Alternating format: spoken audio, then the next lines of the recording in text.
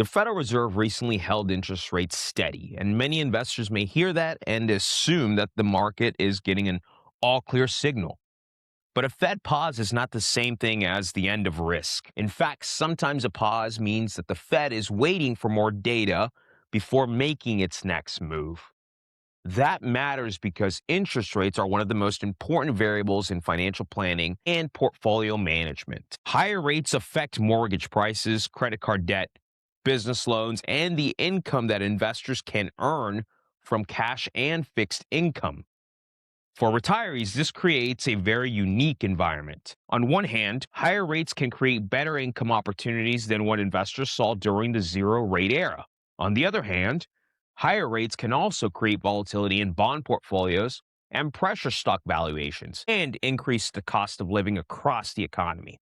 That is why retirees and pre-retires need to think beyond the simple question of should I own stocks or bonds? The better question to ask in your place is how much interest rate risk am I taking? And how does that fit into my retirement income plan? For example, if you own longer term bonds, your portfolio may be more sensitive to interest rate changes.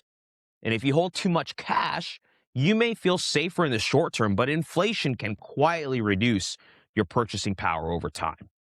If you are overexposed to growth stocks, higher rates can put pressure on valuations.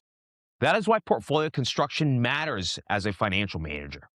A portfolio should not be built around one forecast. It should be built around a range of possible outcomes. What happens if rates stay higher for longer? What happens if inflation remains stubborn?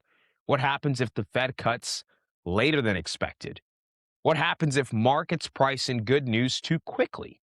These are all questions investors should be asking. At Portfolio Capital Management, we believe financial planning and investment management should work together.